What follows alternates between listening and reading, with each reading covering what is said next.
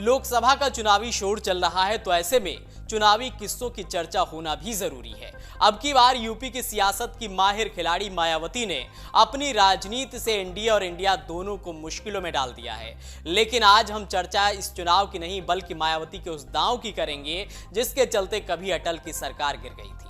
साल 1989 लोकसभा सीट बिजनौर, जनता दल से अपने निकटतम प्रतिद्वंदी को लगभग 10,000 वोटों के अंतर से हराकर मायावती पहली बार लोकसभा पहुंची।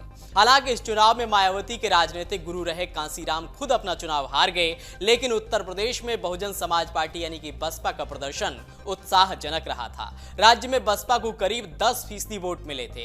पार्टी बीजेपी के 7.5% वोट को पछाड़ने में कामयाब रही। इस चुनाव में न सिर्फ मायावती का संसद में पहुंचना तय हुआ, बल्कि दिल्ली के राजनीतिक गलियारों में एक ऐसी शख्सियत की एंट्री हुई जिसने देश की सियासत को हमेशा के लिए बदल देने का सपना पाल रखा था। बाद में हुआ भी कुछ ऐसा ही। आगे चलकर मायावती ने न सिर्फ सरकारें गिराई बल्कि सरकारें बनवाई भी और सरकारें गिराई भी। इस चुनावी किस्से में हम आपको एक फैसले की कहानी तक ले चलेंगे जिसने उत्तर प्रदेश में भाजपा और बसपा के 6-6 महीने सरकार चलाने के फॉर्मूले पर पानी फेर दिया था। आखिर ऐसा क्या हुआ था और क्या था वो फैसला जिसने न सिर्फ बसपा और भाजपा के बीच एक नई राजनीतिक लकीर खींच दी, बल्कि आगे चलकर ये 1999 में दिल्ली में वाजपेयी सरकार को गिराने का कारण भी बना। आखिर क्यों मायावती ने विश्वासघात का जवाब विश्वासघात से देने की सोची, तो चलिए आपको पूरा किस्सा बताते हैं। 1990 में दिल्ली की गद्दी पर वीपी सिंह की सरकार का शासन खत्म हो चुका था। कांग्रेस के समर्थन से चंद्रशेखर को गद्दी मिली थी और इसके साथ ही यह भी स्पष्ट हो गया था कि चुनाव अब बहुत दूर नहीं रह गया है। हुआ भी कुछ ऐसा ही। कांग्रेस ने एक मामूली बहाना बनाकर कुछ ही महीनों में चंद्रशेखर सरकार से अपना समर्थन वापस ले लिया। एक ओर सरकारों की लगातार जारी अस्थिरता से राजनीतिक हलकों में व्यापक चिंता पैदा हो चली थी, तो दूसरी ओर अस्थिरता के इस दौर में मायावती और बसपा भी भारी संकट से जूझ रहे थे। मानो मायावती से राजनीति रूठ सी गई हो। उन्होंने 1991 के लोकसभा चुनाव में फिर से बिजनौर और हरिद्वार से चुनाव लड़ा। दोनों जगहों से उन्हें हार का सामना करना पड़ा। मायावती ने नवंबर 1991 में बुलंदशहर से उपचुनाव लड़ा, लेकिन एक बार फिर उन्हें हार का मुंह देखना पड़ा। लगातार हार से हताश मायावती ने 1992 में न केवल अपना निर्वाचन क्षेत्र बदला बल्कि राज्य भी बदलने का फैसला कर लिया। वह चुनाव लड़ने पंजाब के होशियारपुर पहुंच गईं, लेकिन भाग्य ने यहां भी उनका साथ नहीं दिया। एक सियासी जानकार बताते हैं कि लगातार हार और बसपा के खराब प्रदर्शन ने मायावती को गहरे अवसाद में डाल दिया। कांशीराम को छोड़ दे तो बसपा का कोई भी उम्मीदवार चुनाव जीतने में कामयाब नहीं हो सका। हालांकि हालात तब बेहतर होने लगे जब 1993 में विधानसभा चुनाव लड़ने के सपा और बसपा फिर से एक साथ आए। सपा बसपा की इस राजनीतिक जुगलबंदी ने मुलायम सिंह यादव को यूपी की सत्ता पर काबिज होने का मौका दिया। इस नई बनी व्यवस्था में मायावती ने अपने पास कम प्रोफाइल रखी। ऐसा करने की सलाह मायावती को कांसीराम ने खुद दी थी, क्योंकि एक ओर जहां मुलायम सिंह यादव उस दौर में महिला राजनेताओं से सावधानी बरत कर चल रहे थे, तो वहीं दूसरी ओर मायावती किसी भी तरह से राजनीतिक समझौते और मोल भाव को लेकर मुलायम के साथ काफी स्पष्ट और मुखर थी। समय गुजरता रहा। 1996 में उत्तर प्रदेश में विधानसभा के चुनाव हुए। किसी भी पार्टी को बहुमत नहीं मिला और न ही किसी गठबंधन को लेकर बात बन पाई। राज्य राष्ट्रपति शासन की ओर बढ़ चुका था। इस बीच बसपा ने कांग्रेस से नाता तोड़ भाजपा से हाथ मिला लिया। दोनों पार्टियों का मकसद साझा था, मुलायम सिंह यादव और उनकी पार्टी को रोकना। सत्ता में आने के लिए दोनों को एक दूसरे के समर्थन की आवश्यकता का एहसास हुआ।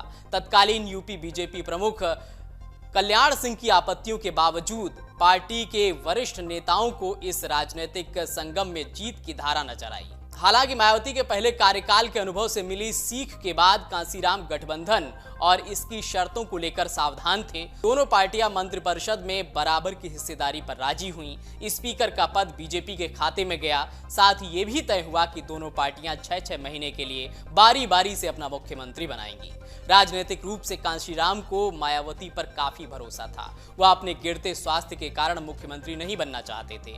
वहीं दूसरी ओर आडवाणी और वाजपेयी को मायावती पर भरोसा नहीं था। वे चाहते थे कि मुख्यमंत्री की कुर्सी पर कांशीराम खुद बैठें। इससे पहले कि गठबंधन अंतिम रूप ले पाता, उन्हें अस्पताल में भर्ती होना पड़ा। इसलिए उन्होंने दूसरी बार मुख्यमंत्री के तौर पर मायावती को चुना। लगातार हार से हताश मायावती का सितारा एक बार फिर चमक उठा।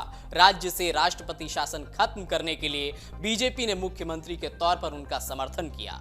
21 मार्च 1997 को मायावती ने दूसरी बार मुख्यमंत्री के रूप में अपना कार्यकाल शुरू किया। भाजपा नेता कल्याण सिंह इस बात से नाराज थे। उन्होंने बीजेपी और बीएसपी के बीच हुए इस राजनीतिक सौदे को अनुचित करार दिया। वह दोनों दलों के बीच मंत्री पद के बराबर बंटवारे के विरोध में थे, क्योंकि भाजपा के पास बसपा से 100 सीटें ज्यादा थीं। कल्याण सिंह पिछड़े वर्ग के एक मजबूत नेता थे और वह मायावती की सरकार में नंबर 2 के पायदान को लेकर असहज थे। इसके साथ ही मायावती को इस बात का भी एहसास हो चला था कि अगर यूपी की राजनीति में अपनी जगह बनानी है तो उन्हें यादव नेता मुलायम सिंह और लोध नेता कल्याण सिंह से पार पाना होगा। रास्ता कठिन था, क्योंकि दोनों ने लंबी राजनीतिक पारी खेल रखी थी। उधर कांशीराम ने भाजपा के तत्कालीन 2 शीर्ष नेताओं लाल कृष्ण आडवाणी और अटल बिहारी वाजपेयी से बसपा की भूमिका पर चर्चा कर ली थी। उन्होंने दोनों को स्पष्ट कर दिया था कि बसपा का फोकस सामाजिक परिवर्तन और बहुजन समाज को आर्थिक रूप से मजबूत करने पर रहेगा। कांशीराम ने एक बार बताया था, मैंने मायावती से कहा था कि अपने 6 महीने के शासन के दौरान उन्हें 6 साल के बराबर जैसे परिणाम हासिल करने होंगे। बसपा के एजेंडे को बड़े पैमाने पर लागू करना होगा। हालांकि आगे चलकर चीजें वैसी नहीं हुई जैसा कि दोनों पार्टी के नेताओं ने उम्मीद की थी। प्रदेश में पार्टी का चेहरा बन चुके दोनों दलों के नेता अपनी पहचान खोना नहीं चाहते थे। मायावती ने इस बारे में कहा था, हमारे समझौते के अनुसार तय हुआ था कि 6 महीने तक बीएसपी शासन करेगी और स्पीकर बीजेपी का होगा। फिर अगले 6 महीने तक बीजेपी शासन करेगी और स्पीकर बीएसपी का होगा। लेकिन बीजेपी ने ऐसा नहीं किया। बाद में भाजपा बसपा को स्पीकर का पद देने से मुकर गई और इसलिए हम अलग हो गए। उन्होंने कहा कि हमारा स्पीकर आपका स्पीकर है, जो हमें स्वीकार्य नहीं था। बसपा ने इसका विरोध किया। बीजेपी ने जो बोया था जल्द ही उसे वही काटना था। 1999 में एनडीए का हिस्सा होते हुए भी मायावती की पार्टी वाजपेयी सरकार के खिलाफ खड़ी हो गई। मायावती ने कहा कि अगर हमने उन्हें पहले से ये बता दिया होता तो वो हम पर दबाव बनाते, इसलिए मैंने अपने पत्ते नहीं खोले थे। विश्वासघात का जवाब विश्वासघात से देना पड़ता है। 1999 में कांग्रेस अध्यक्ष सोनिया गांधी और तमिलनाडु की मुख्यमंत्री जयललिता के साथ मिलकर वाजपेयी सरकार को गिराने के लिए काम कर चुके सुब्रमण्यम स्वामी बताते हैं कि मायावती के पास 5 सांसद थे, इसलिए मैं उनका समर्थन मांगने गया था। उन्होंने साथ देने का भरोसा दिया, लेकिन शर्त के साथ कि मतदान खत्म होने तक आप मुझसे ना मिले। उन्हें डर था कि अगर उन्होंने एनडीए को वोट नहीं दिया तो बीजेपी उनकी पार्टी को तोड़ सकती है। इसलिए मैं मायावती से बिल्कुल नहीं मिला और उन्होंने अपना वादा निभाया। इस प्रकार 3 महिला नेताओं एआईएडीएम के प्रमुख जयललिता, कांग्रेस अध्यक्ष सोनिया गांधी और बसपा सुप्रीमो मायावती ने मिलकर 1999 में वाजपेयी सरकार को गिरा दिया। अगर बसपा के 5 सांसदों का समर्थन एनडीए को मिल जाता तो वाजपेयी सरकार बच सकती थी, क्योंकि संसद की पटल पर अटल सरकार सिर्फ 1 वोट से अपना बहुमत साबित नहीं कर सकी थी। तो ये था वो चुनावी किस्सा जिसके चलते सिर्फ 1 वोट से अटल की सरकार मायावती ने गिरा दी थी। अगर आप ये वीडियो YouTube पर देख रहे हैं तो हमारे चैनल को सब्सक्राइब करें और बेल आइकन को दबाना ना भूलें। अगर आप Facebook पर ये वीडियो देख रहे हैं तो हमारे पेज को लाइक करें।